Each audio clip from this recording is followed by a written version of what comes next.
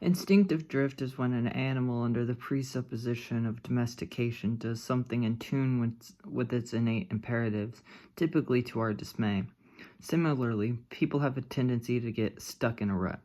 They need to do something different, or not. More often than not, people are content in their ruts, even if dissatisfied, masochistically speaking, but make all the moves previously made to wind up in the same spot. Or they have a productive loop, and upon disruption, the idea of its failure fall into a reductive one. Neurotic nihilism stems from a flow that seemed productive, but in practice resulted in total disarray. Recognizing the pitfalls underlying and obligations untended to under that model of thought, action and interpretation was not the ideal, but an isolating counterintuitive tendency. In absurdist fashion, neurotic nihilism's self-appointed point is, as a result, a recognition, negation, acceptance, and adaptation to any sort of cycle that I'm in, should I find myself in or have been in. And while I am the neurotic nihilist and case study of neurotic nihilism, it's an impersonal observation and concept as well. Ideas outlined, enacted, or characterized using the term are done so, and primarily for my own understanding through such characterizations. Such philosophical biopsychosocial data I have at grasp, as well as presently unknown and unconsidered, is for personal introspection and external alliteration, crab culture, or ego death, or lost hominids' inheritance of extinction as poignant examples. Cycles exist, naturally, or imposed in most areas of life, ranging from that of abuse, insistencies on not repeating past actions, habits that never seem to die, seasons, menstruation, visibility of the moon, relationships, elections, the whole 9 yards. Things happen in procession, in essence. Neuroticism results from cycles as it pertains to reaction to conscious stagnation in most negatively viewed situations. Much of it is self-fulfilling prophecy. The expected happens as a result of doing everything expected that would cause the expected to occur. On the flip of that coin is when the enriching cycle gets disrupted. It can become neurotic if left willfully ignorant to the pitfall, or obsessing on it solipsistically. Times change. What worked once might not always. Assimilation is easy, though in its own right neurotic. Adaptation isn't easy or instantaneous. Both roads being the bottom line in any cyclical system, isn't it pointless? Reductively and depressingly, yes. And being an active experience of existential experience, the scope is admittedly, maybe, limited to the present moment and past, depressive, maniacal, happier, weak as understanding, and their catalyst roles in those actions and thoughts. There is no end in current sight, as I see no point in actually dying. Pointless as living is, there is a comedy that there is no point in dying. That no point in dying is currently irrelevant as the point is to not want to. What is so wrong in a singular moment? A lot could be. Emphasis on could be. But nonetheless, I'm alive, still breathing on my own.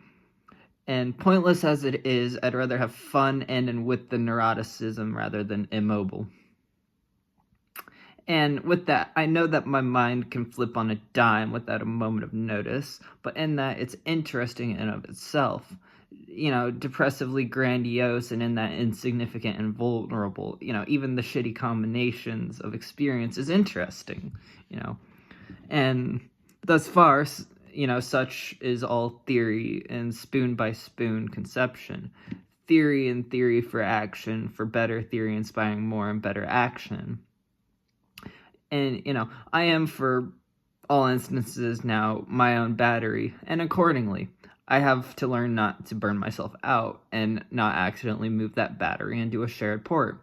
Though, in such an unlikely and frankly unwanted scenario, I think I would have improved discernment over that unstable sort of attachment streak. What the correct balance constitutes, I am overall unsure. Crab culture, while I think a good analysis, is incredibly cynical in its asocial streak. It's a learned tendency, but it's counterintuitive and illogical and detrimental in its loop. So, with that, quote, why had he always feared that mysterious entity of consciousness within others, unquote, asked Ayn Rand in The Fountainhead. Broken Needle by Marilyn Manson is a song I feel that encapsulates this. It is both a mirror and projection. Saying it's an innate fear of others' brain space would only be half true. Journalistically, I mind people. I want to understand them. In understanding them, I understand myself better. With that, I get a mirror.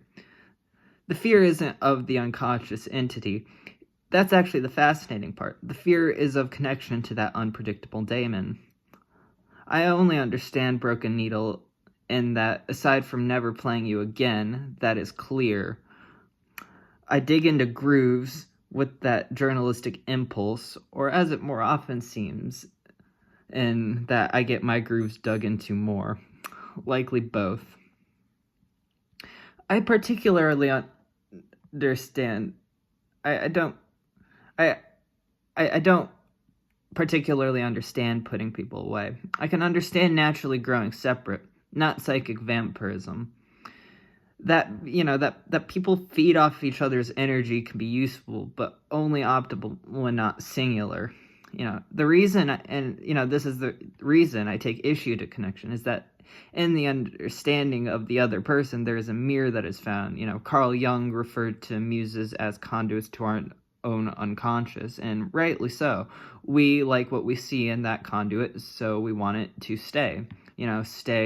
Stay what? Stay stagnant? Staying is stagnation. Because playing is only a game for too long. Getting attached to the conduit is on me or whoever does. While conduits can empathize or be mutual, it is still a mirror. If you look at yourself in the mirror for too long, the image distorts. Narcissist is only partial. Disgust for the distortion is simultaneously at work. And, people feed off each other. Influence occurs as such. Eventually, the reflection is not one that's yours or your ideal. So you close the circuit, break the mirror. It could be mutual, one-sided, bitter, what have you. It's a personal choice at the end of the day. I like attachment. For that reason, I hate it. Attachment is attachment. Like a limb, it's a useful part of my person, me, mirror.